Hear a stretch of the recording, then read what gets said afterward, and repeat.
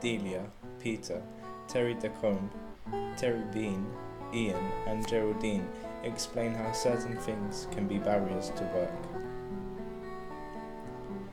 Why don't some people with learning disabilities work?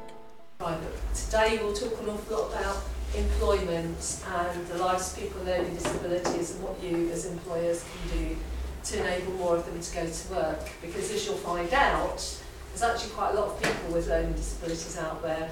Very few of them are in work, and we think that that's as a result of institutional discrimination. Is there a lot of competition for these jobs? There was just no jobs. We attended this hotel forum. The job vacancy was about 8 or 9 job vacancies for people with learning disabilities. But the amount of people with disabilities that came for the interview were about 70 to 100. Is discrimination a barrier? Okay, more or less, be prejudice and misunderstanding. There's a misunderstanding about what people can and can't do, and I may need additional support to do verbal jobs, but once imposed to most supported, I think may be quite surprised what people can achieve. Whereas I think a lot of employers just say, no, it's too much, we're under pressure, we've got targets, it's just easier to say no. It's been put somewhere, and I've heard various interviews over the years where people, employers are asked why they don't employ more disabled people in general, and the feedback is, well, we don't get enough applications or sufficient applications.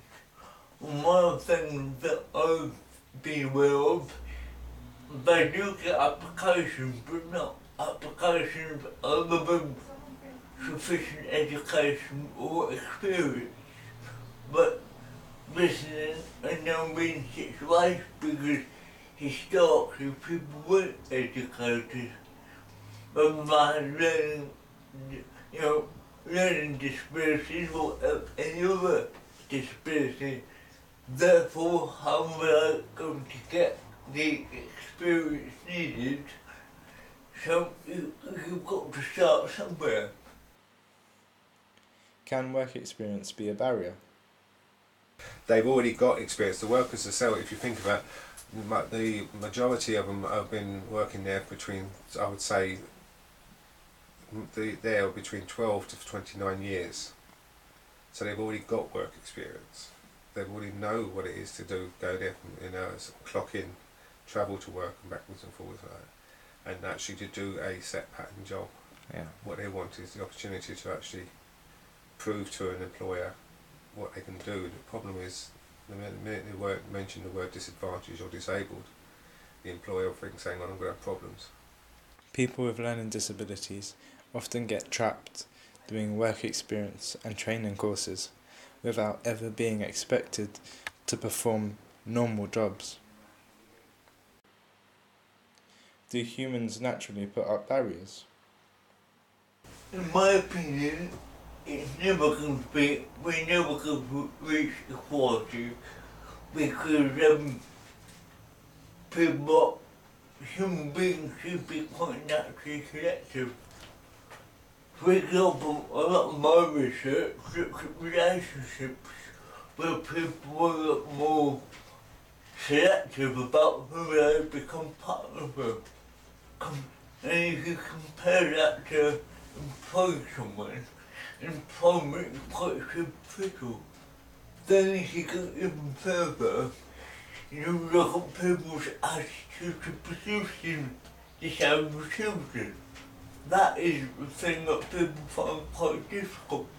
And again, that's a lot more profound than employing someone. What makes it difficult for the employer?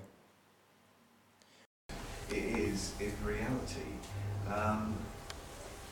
with the pressures of being an employer and target driven and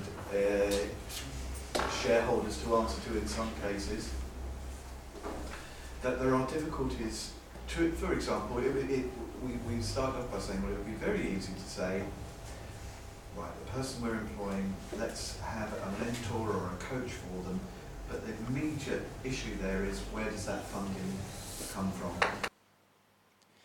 Is it a barrier if a person needs support?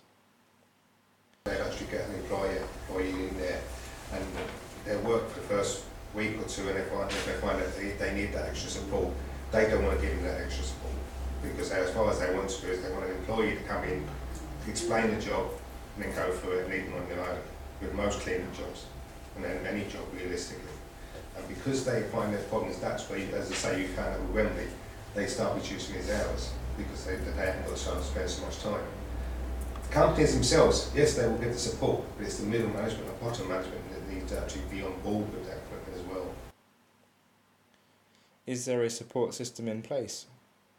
And one of the things that we've discovered is that people might have shiny plans on paper and huge aspirations, but there aren't skills yet around the support mechanisms to support people to make those plans become a reality for them. If the support system does not work, is it a barrier? We had a couple of problems with some of the support workers in the beginning because they weren't based in retail, they didn't necessarily know what was required.